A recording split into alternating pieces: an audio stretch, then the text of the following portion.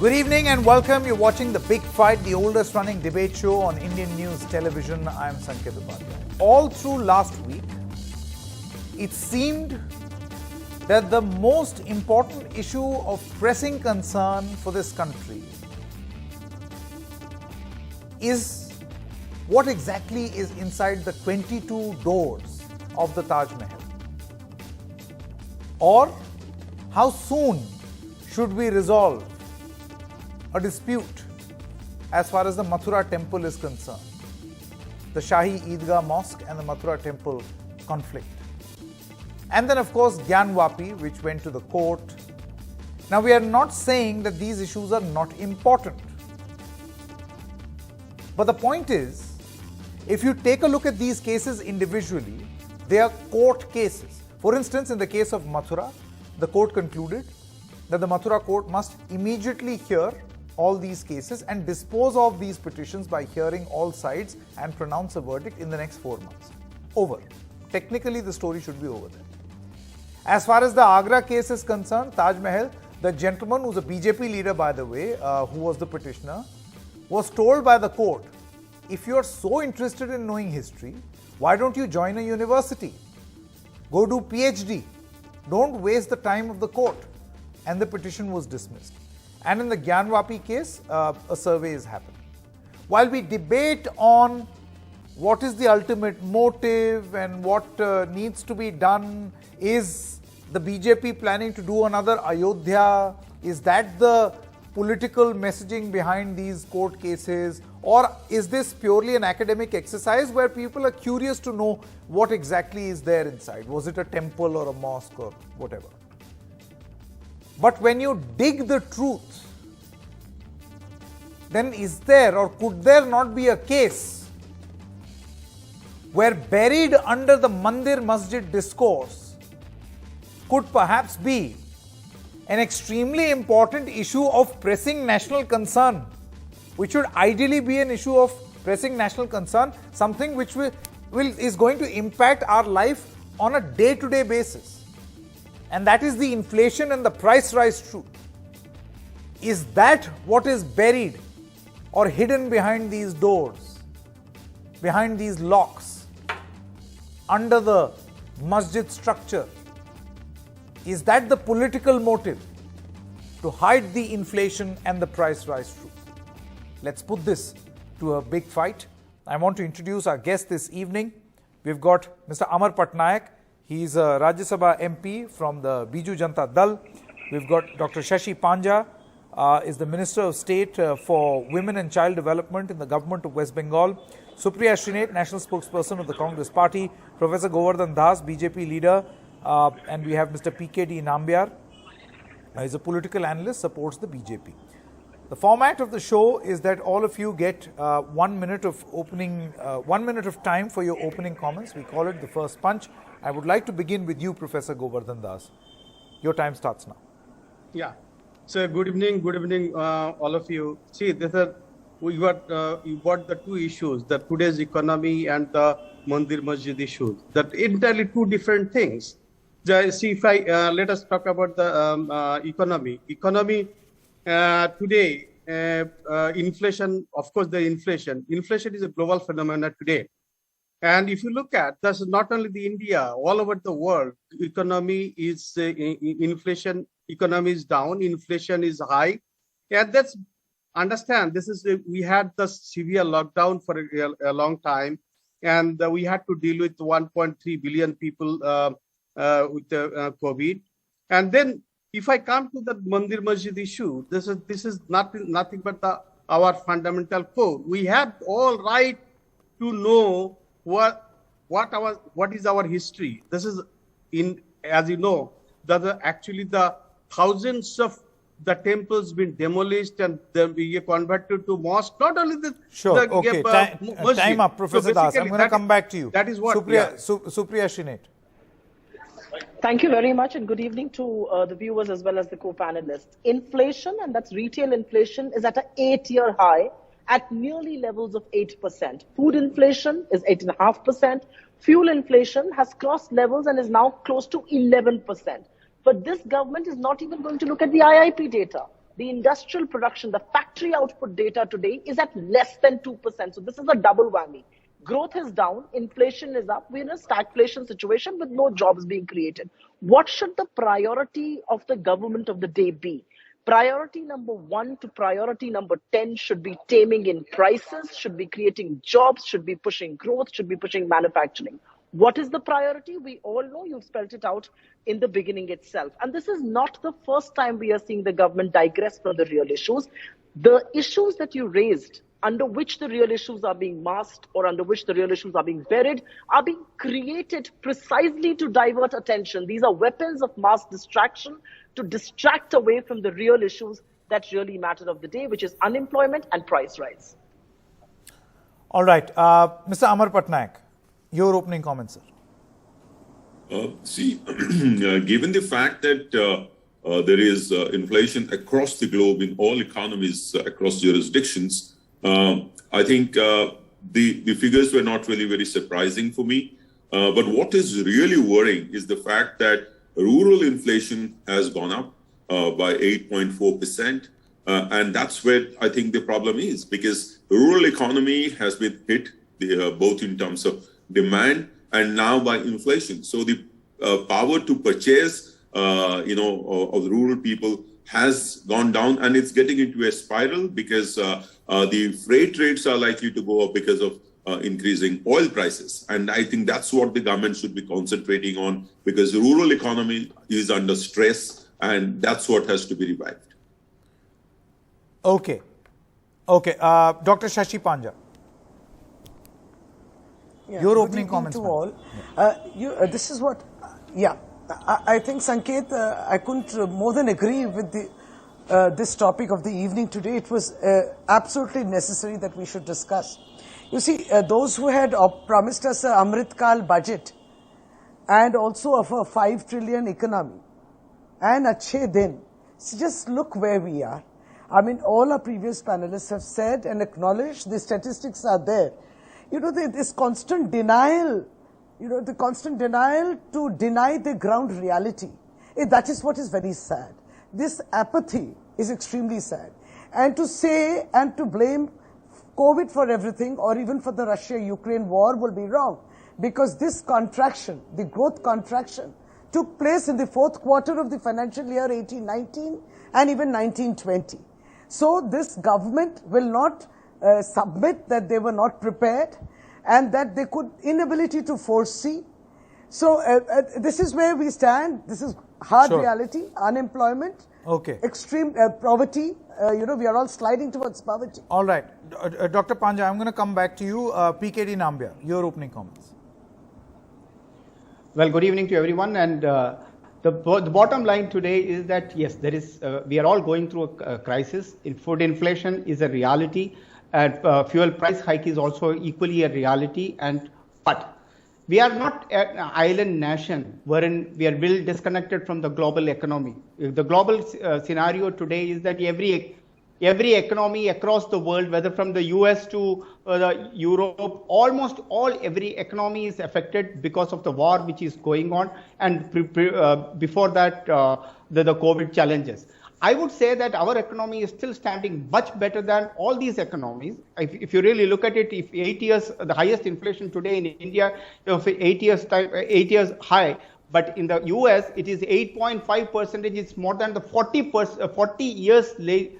After that, this kind of inflation rate has come up.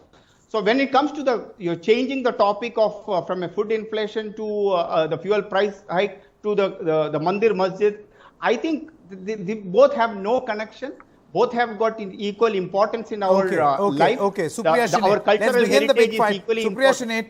PKT Nambiar as well as Professor Das are saying that these two topics are totally different and there is no correlation. Somehow it appears that the manner in which anything remotely related to religion starts to get promoted, particularly by members of the ruling dispensation. For instance, the Taj Mahal petition was filed by a BJP leader. He was pulled up by the judge. Similarly, there are a lot of comments that you see. The intensity of these comments tend to rise, particularly around the time when the debate has to be on something else. So do you really think that these are two totally different issues, or an issue propped up to make sure that an inflation debate does not happen? Or doesn't capture the mind space? There may be two different issues, or there may be issues created for distraction. The reality is that the government of the day has to decide its priority. What are you going to be investing your time, energy, emotion, and focus on? Is it going to be to create jobs? Is it going to be to tame in prices? Is it going to be to address the rural and the urban unemployment situation? Urban unemployment is at close to 10% levels. Let's get real here. Let's understand what's happening. Or is it going to be to continue to distract people? Whether it's a hijab debate one day, it's a bulldozer debate the other day, it's an azan the next day, or it's the Taj Mahal. And where is this going to stop? Today it's the Taj Mahal, tomorrow it's going to be the Lal Qila. Look at what the courts have had to say. Forget about political parties. I frankly believe, while these may be two different issues, but one is being created to distract attention from the other. Because if you do not distract attention, then the very youth जिनको आप तलवार और पिस्तौलें देकर शोभा यात्रा में चलवा रहे हैं, वही पूछेंगे, where are my jobs? Why are prices so high? Why is a cylinder in Maharajganj costing 1,068 rupees? We talk about fuel prices. This is what it is at. Why is the government of the day, instead of doing anything on itself, is actually Professor telling Das, states to do something? Professor Das, how will you respond? So you are saying that these are two totally different issues. Supriya says that no, one is being used for distraction. No. See, this is she can correlate anything to anything. So that's not the issue. See, the fuel price going up is a global phenomena.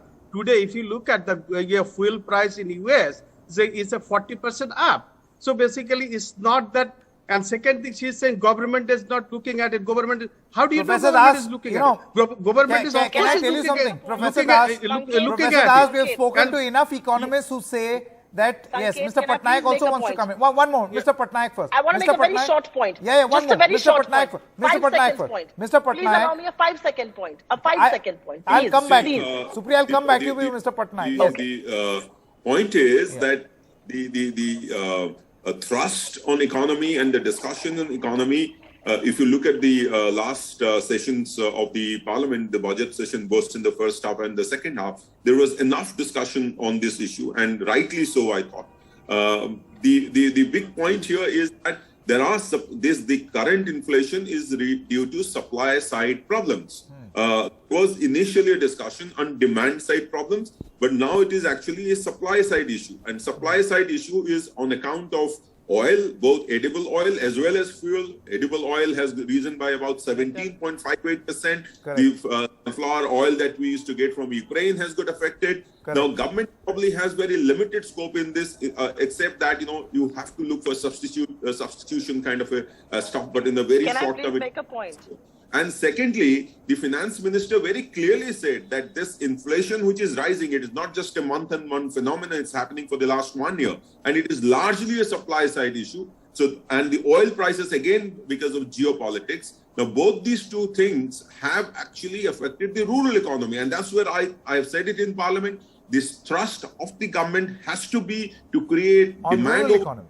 Exactly, because if you look at rural inflation numbers, they are higher. They are about 1% higher than urban inflation. In fact, in some states, rural pockets in double digits. So it decreases their purchasing power parity, and when you introduce a monetary policy using interest rates, it affects the middle. Okay, Supriya Shinit. Whatever pending, items like buying a tractor, buying whatever, it gets more expensive. Right, sir. Supriya Shinit. I just think, let's not miss the woods for the trees.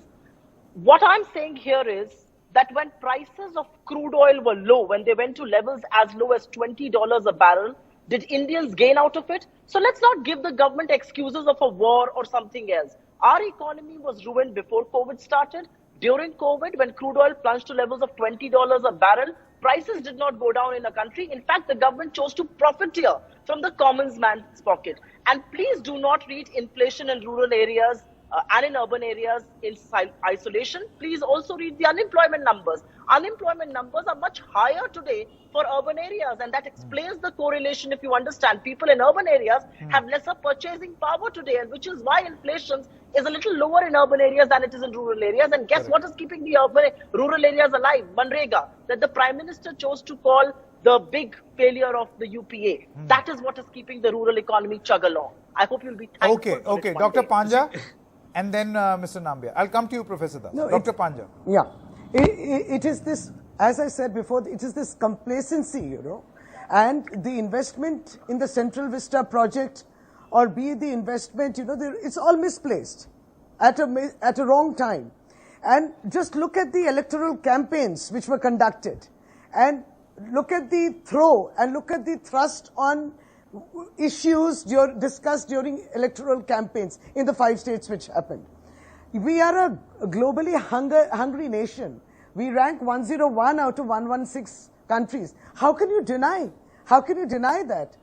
So this is where we are saying, and diversionary tactics are not going to help. I mean, you constantly divert the attention to other issues. As I said, you see, Central Vista project was important. The moment you fight against it, then you had a second parliament is more important. So at a time when you're talking about COVID pandemic, when we are saying that the Russia-Ukraine war, then why did you continue to invest in these? I mean, why did you stop there? And look, what were the social welfare programs or your accountability to the people? Because our constitution says we are a social welfare state. So we are supposed to look after the people. It's no big consolation to say to the Indian consumer or to the Indian democracy that you see the worldwide situation is like that. So you have to bear up with this. I mean, it is so easy to say that just think of the hunger. Just think of the child who's suffering. Just think of the Indian nation. And in that we had the farmers' strike. And again, as we said, the farmers were there for and that's exactly why I come back to the point. These are uneasy questions, Professor Das. And that is why an engagement in a totally different type of debate, which you call an equally important issue and a separate issue, according to me, it almost appears as if that is the hidden truth, buried right under the Mandir-Masjid discourse. I can see whoever other fellow panelists, definitely they can talk, but Madam Shashi Paja should not talk about all this. West Bengal, the economy, what they are doing, they simply destroy, they close down all the industries, and they live on, survive on cut money, and they should not talk about all this. Yeah. So basically, he has no idea of what he is saying. I have no idea. I have no idea. The central government owes us 98,000 crores. You do not devolve the taxes to the states. You do not have any cooperative federalism. So you will give to the BJP states, but not to the opposition-ruled states. And you tell the opposition states that why don't you cut down on the petrol and the diesel? Can you deny that? You are depriving us of our... You get up and you say that you make a figure 98 crores. You do not have any idea how much money not 98,000 crores. 98,000 crores. You do not have any idea. Crores. Actually, you get up to 4,000 crores. We have written to the Prime Minister. It is in black and white. It's in the public domain. I have seen all the figures. Can you deny that the central government has also taken a debt of 155 lakh crores? Can you explain that? So the union government has taken a loan of 155 lakh crores. One by one. Dr. Panja and Professor Das, one by one, please. Figures. I know the exact figures. One by one, please. Mr. Patnaik wants to come in. Mr. Patnaik, your intervention. So, I also wanted to flag one issue since I'm in Chicago and we just had a discussion on inflation with Professor Raghuram Rajan just yesterday. Okay. And we said that India, he was of the opinion, and I agree, that India is probably following the right recovery path in terms of investing in capital expenditure, which is in fact translated into creating demand. And that is why probably indirectly you see that the GST collection has been increasing over a period of last 4 years. So let us not talk on the capital investment of whatever kind, because it is translating into creating demand. What is that we have to concentrate on is how to get the supply chains right, given the geopolitics that we have. The temple discussions and masjid discussions that has been going on throughout the year in this country doesn't really matter. I think what is important for the government of the day is to address this. And one more important thing is that many state governments, if you look at the data, many state governments like Tamil Nadu have done better compared to the national average because of state level policies. And I think we need to also do the same. Every state could actually get their supply chains right as quickly as possible so that the food inflation is contained, and maybe also wean people away from some of these I think that's an important point. Supriya Shinet, you see, all through COVID, I think one of the points that was being made was, yes, Mr. Nambiar, I'll come back to you. Supriya, all through COVID, it was said that demand is not there. There is a demand side problem and we are fixing the supply side problem. What Correct. Mr. Patnaik seems to suggest now is that it's actually the opposite now. No, how is it the opposite? I don't understand, because the latest GDP figures tell me that consumption is still very subdued in India, and unless consumption doesn't pick up, no amount of investment or no amount of capital expenditure is going to amount to anything. Please understand, 60% of our GDP is consumption driven. Consumption in the country is still subdued. So just 1 second, please get it. It's my turn to speak. I will let you speak when it's your turn. Consumption is still subdued according to the latest GDP data. So I don't understand how anyone is saying what they are saying. And as far as the GST data is concerned, I think the finance ministry owes 78,000 crore worth of revenues to states as far as compensation is concerned. So let's get down to talking brass tacks. Let's get down to talking his basic point economics. is that the GST collection has gone up. What is due may be a different debate. He's saying the GST collection itself is going up as an indicator of an increase in demand.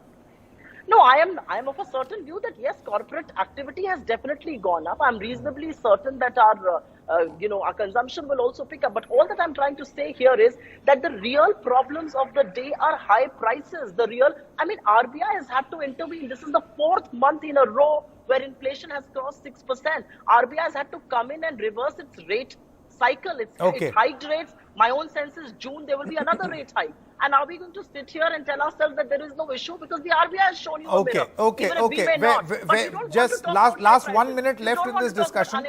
I want to also get in some coup comments. Meghna on the coup app has written. Let's quickly get those coup comments on the screen. She says, is the home of a common man run by Mandir or Masjid? I think that's a very, very pertinent point. Vidisha says, true, government is just trying to divert common man from reality of inflation and price rise. How would you comment on this, Mr. Nambiar? As I said, I think the government is not creating any narrative. If we have that kind of a narrative, we would not have been discussing this at this particular panel. We are talking about pure economy and data and facts. And if we are able to talk that on a prime time television show, that means the government is not doing anything. The only thing is that we always need to understand this country had gone through a X amount of a history of a slavery, of an attack to this nation. And if we wanted to redo some of those big mistakes which has been committed in certain level, I think we should always be welcome for that. And I don't think that the economy and the cultural or temple issues should be matching to each other. We, of course, please note that there was a time India was run by a temple economy. So let's not just create some kind of thing that it does not have any kind of challenges. Please note, the only thing which I wanted to say with regard to the economy. Put things in context. Nobody is dissing the temple. Interestingly. Even today, please relax. Yes, Dr. Panja. Interestingly, Dr. Panja, please. I wish I had more time to discuss this temple economy theory.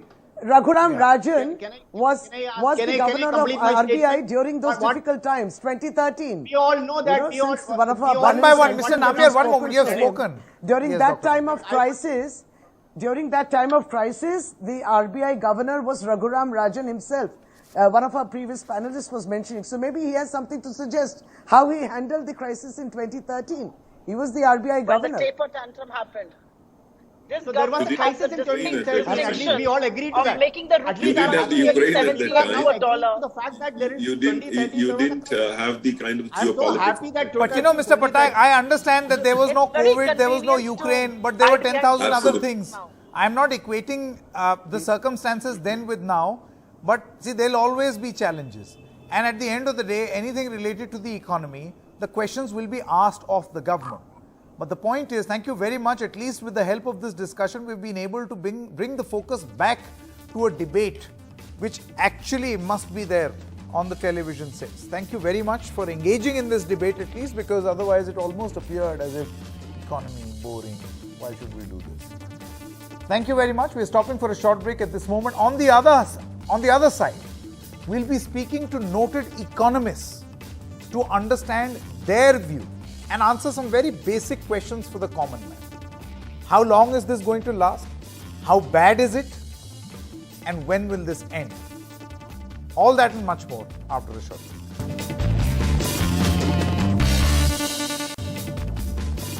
So welcome back to The Big Fight. Now let's speak to the experts about a debate that the nation ought to have.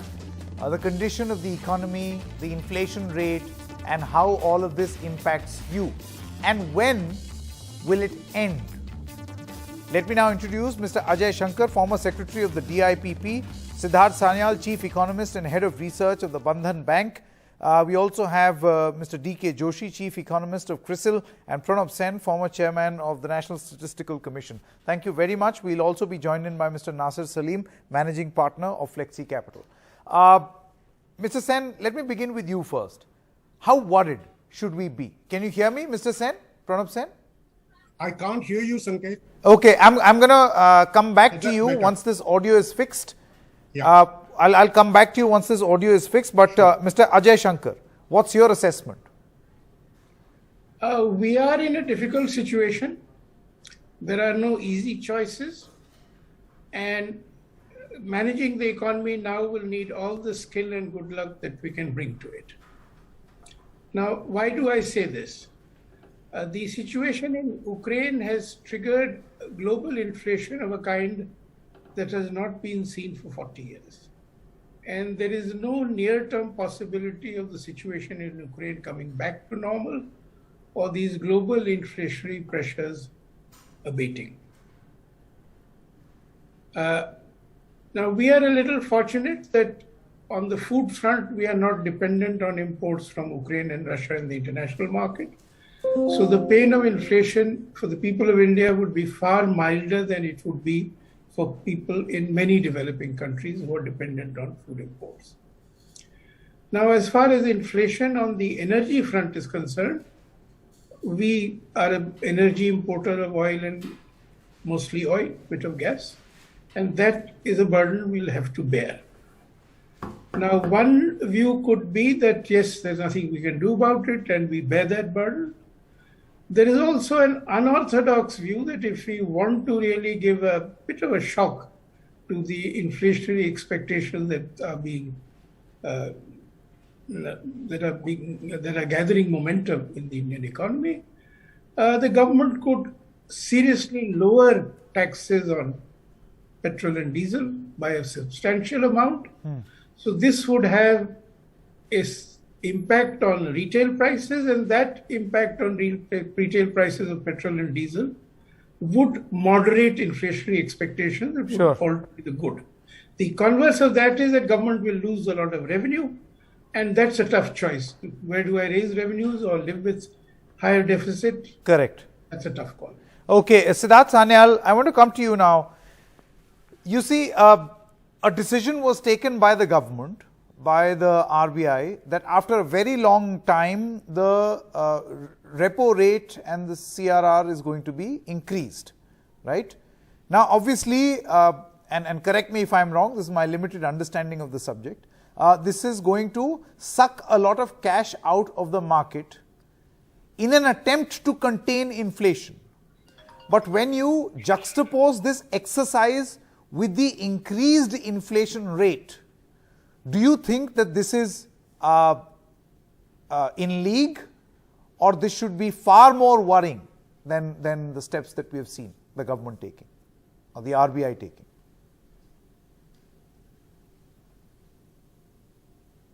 You may want to unmute yourself, Mr. Sanyal. Apologies. Can you hear me now? Yes. Yes, please. That's a very pertinent question indeed. What we are seeing at this moment, that there has been a bit of the anchoring of inflation expectation is not really there. Inflation expectation is kind of galloping a bit. even though the growth momentum in the economy is not particularly at a great spot. Now, a part of this inflation management can be done by the Indian authorities, but a large part of that cannot be done by the Indian authorities at all, because this is very much a global phenomenon.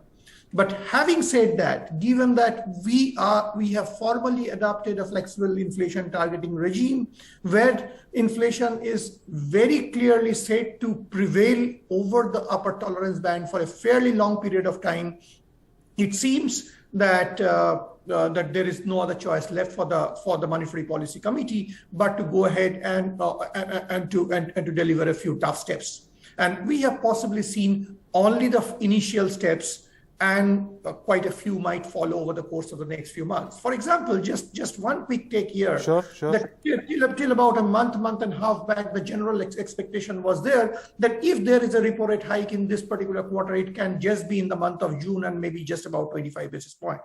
Now, RBI has already delivered 40. And another 40 or 35 is not ruled out. So eventually, what we were expecting just about 25 basis points during the quarter, just about a month back, may eventually be something like 75 basis points during the quarter itself, and along with quantitative targeting like CRR hikes, etc. So it's quite a strong stance on the part of monetary authorities straight away. Okay, all right, Mr. Pranab Sen, I believe you can hear me now. Yes, Sanket. Yes, Mr. Sen, let me ask you, number one, a question on how worried should we be about this situation? How bad can it get? And these are layman questions, right? And secondly, when can it start getting better? Well, one by one, yes, we should be worried. I think it's pretty bad. The real question is, when can it get better? I mean, one of the things we need to accept, Sanket, is that the RBI has not covered itself with glory. Measures should have been taken at least 5 months, 6 months back, before the Ukraine war. The wholesale price index was telling us that things were not going in a direction that we really wanted to go. And had action been taken at that point in time, this sudden surprise move that happened a couple of weeks back would be unnecessary. And it didn't even require the RBI to raise the repo rate or the reverse repo or the CRR. At that point, if they'd only changed their stance so that people were aware of the fact that RBI was cognizant of the problem and would act as and when needed, that is enough. So what was being talked about in terms of the inflation expectations and getting unanchored, much of it has to do with that. So the RBI delayed it for too long and then had to come with a mid-cycle act. And then they are going to be forced to actually raise the repo rate again within a very short period of time. None of this is good for the economy because it's a series of body blows that are happening. And that's something we really need to worry about. Now, the problem, of course, is that lots of indicators have not been looking good for a while. The current account deficit looks very bad. And all of this is of a piece. And the action should have been taken a long time before. Sure. But now that all of that is now history, where we are, we just have to make sure that we don't do anything so drastic as to push the recovery, the real recovery of the economy, off the cliff. That is a danger that we need to be very careful about. And my personal view on the matter, this requires very close coordination between the RBI and the Finance Ministry. I don't know whether that's happening, but in the absence of that, we may end up overreacting in the wrong direction. Oh, okay. That is significant. DK Joshi, what is your assessment? Mr. Pranab Sen says that this was delayed action, but action has now been taken. I want to ask you, and also perhaps for the benefit of the viewers, to understand from you, till what time do we see a situation like this? I'm sure there must be some assessment. And what are the possible steps that one can take without, as Mr. Sen was saying, affecting the recovery of the economy?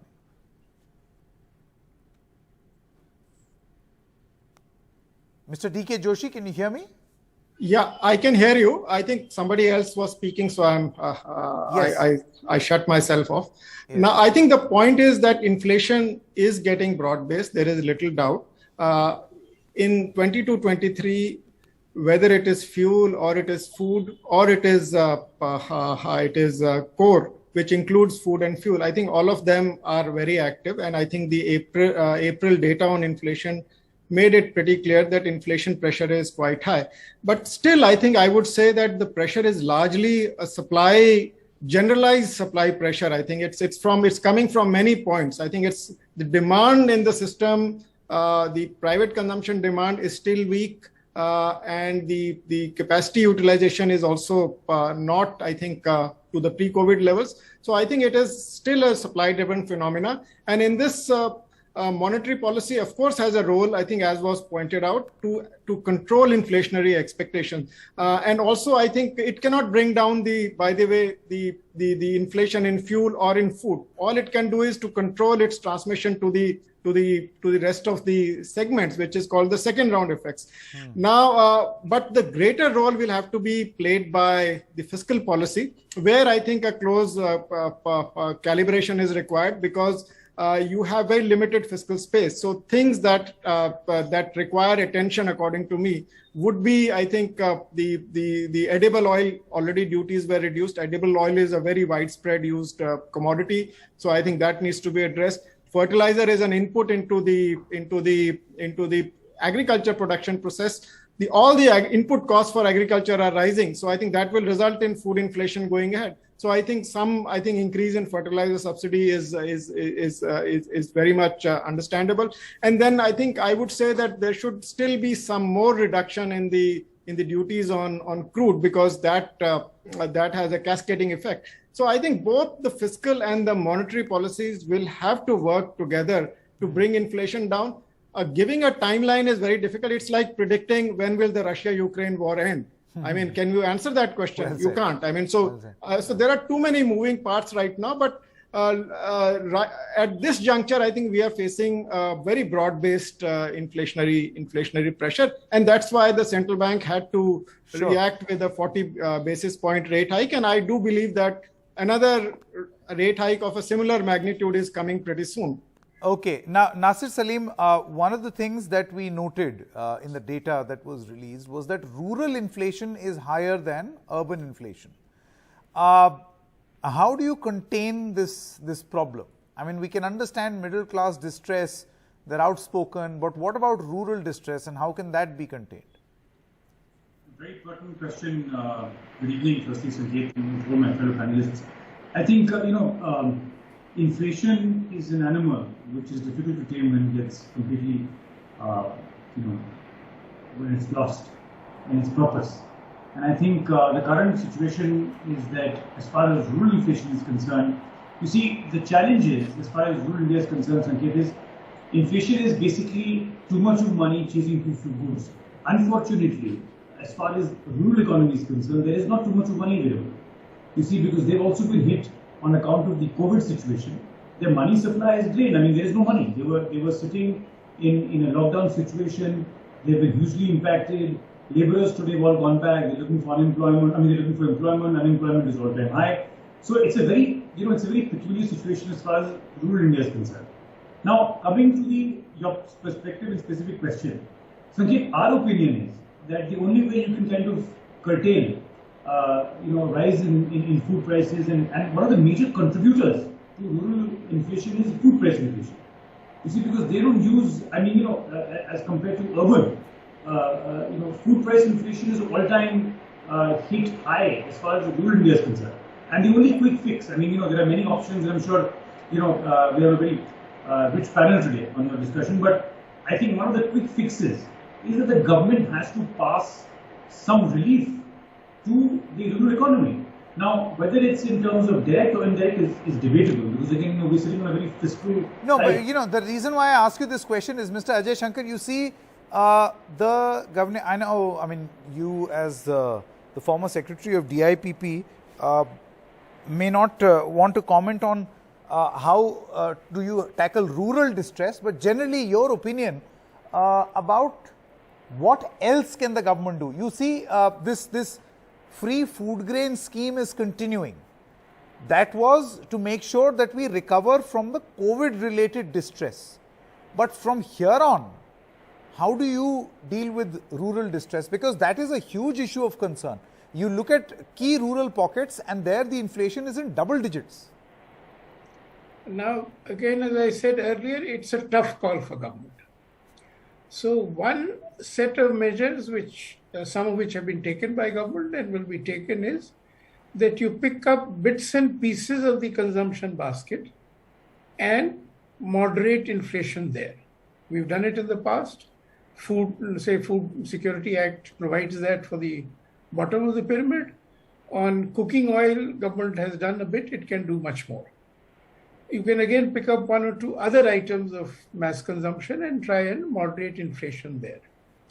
But moderating inflation across the board is very difficult unless you take a very big step on taxes on petrol and diesel. That's the only policy instrument that the government has. I may also add one other concern, and which is that we may be entering a phase where we have high inflation, and because of the tight monetary policy and other factors, the economic recovery becomes far more modest than we would like it to. Because the robustness of the recovery so far has been in getting back to pre-COVID days. Now, we have to get to 6-8% growth rate after we are back to pre-COVID days, which was expected in this financial year. So one has to really see whether that growth momentum will be regained or it will be moderated and we will be in for a few years of very moderate growth with very high inflation. Okay, Mr. Sanyal, would you say that the predictions of the rate at which we expected to grow, that is definitely going to be revised, or that is definitely going to go down? Because, you know, as Mr. Joshi was also saying, one does not know how long this is going to last. We don't know how long the war is going to last. We don't know how long the slowdown is going to last. Agree almost entirely. At the moment, if I look at the RBI's prevailing forecast of 7.2% for the current financial year, that very clearly looks on the higher side, and risks are piling up every day on the on one side that it might actually pull it down. Very clearly, we are getting into a situation where the monetary policy is preparing itself to go for a situation of sacrificing a bit of growth overall to in order to establish, in order to anchor inflation expectation, in order to contain the additional pressure on the inflation basket in general. I think in this particular context, one particular point you raised is extremely important. You mentioned about rural distress. I'll possibly see it in a slightly different way. I would not necessarily talk about just rural distress. I think given the kind of inflation which is very, very well dispersed across a large number of items across the index and items, the stress at the lower end of the pyramid there is a strong case to provide more policy support to the lower end of the pyramid in general. So basically, what we saw in terms of free food grains, etc., at the time of COVID and that particular shock, we possibly need to see in a slightly more innovative fashion, try to see that for smaller industries, MSME, while overall interest rates, etc., might go higher, while the ability for the government to make large-scale spending might be limited, you have to find out some small ticket areas of spending which can actually touch many lives and provide support to a large number of people in terms of employment and income. I think that's the key in terms of mitigating or providing some cushion to the growth loss. That's an important point that he's making, Mr. Sanyal. Dr. Sen, do you feel that the announcements that were made during COVID, the various packages that were announced by the government during COVID, of course, there was a huge debate on how effective those packages were, economic packages. But do you think that there could be a need to think along those lines even now? Sanket, that's difficult to say. The situation when the COVID was going on and the lockdowns were happening, was a situation where production had come to a standstill and incomes were not being generated. At the moment, we are not in that position. Production hasn't come to a standstill. However, large chunks of the economy haven't recovered. And this is mainly the MSME sector. Now, reviving the MSME sector requires a different set of measures, some of which have been done. I don't think they've been done as vigorously as they should have been done. But there are some positive indicators. The fact that bank credit for the first time in the last 2 years or 2.5 years has gone into double digits. That credit growth is important, provided that it is going to the MSMEs so that this problem that you're talking about of rural inflation being higher, and the reason for that is essentially because rural India is far more dependent upon the MSME sector, which continues to hurt and cannot actually provide the kind of supply side response that's needed.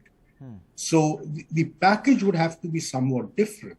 We need to now actually go away a little bit from purely providing humanitarian support, which was essentially what was done during the COVID period. Correct. Towards the kind of support that Siddharth or Ajay are talking about, which is support to revive growth. Okay, it's a different way of thinking about it, but growth starting from the bottom of the pyramid. We have had this debate when COVID was also happening that you may want to offer loans at a better rate and offer it in a lucrative, make it very lucrative for the MSMEs. But Mr. Joshi, ultimately demand has to be revived. So what's your assessment as far as the special package is concerned? A purely humanitarian form of package or a more policy-driven, long-term policy shift sort of a package? Well, I think because inflation hits the poor most, I think we have estimated it, whether it is rural, it is urban, the poor people get hit more by rising food and energy prices. So now I think, and they need to be provided some support. I mean, I would agree because the opportunities for them are less. I mean, the bigger segment, whether it is the large companies or people in the formal area, they are all doing reasonably well even at this juncture. I think it's the smaller segments that need support. So that there can be two kinds of support. One is helping them out so that the policy becomes a bridge to take them to the recovery path. And the second is to strengthen the recovery. I think as Dr. Sen was saying, I think so you need to have measures which will help revive investments gradually. I think particularly maybe you'll have to extend the support to the small segment for a little more time because they are the ones who are getting hit even by, I think the Russia-Ukraine war is hitting the smaller segment more than it is hitting the larger segment. The larger companies are very well placed. They are primed for undertaking investments if that is required. Sure. I think it's the smaller segment. This dichotomy, I think, can only be addressed by policy. It probably, I think the overall, even if the growth picks up, I don't think it will get distributed across the segments which are still lagging. So I think some policy support is required, but you also have to provide food grains and maybe some subsidy to the vulnerable section. That is why the budget, which was premised on the fact that they will cut down the subsidy bill and spend more on infrastructure, I think that assumption is getting a little challenged because the subsidy bill, which was supposed to come down, is actually going to go up again. Very, very interesting assessment, and thank you very much to all of you for putting this in perspective. Otherwise, we all would have been consumed by a very typical nature of debates. But thank you very much for joining us and also putting all of this in perspective. The economy is a matter of major concern. Don't let it get buried. Don't let this debate get buried under any other debate. That's a wrap in this edition of The Big Fight. News continues on the other side. Stay tuned.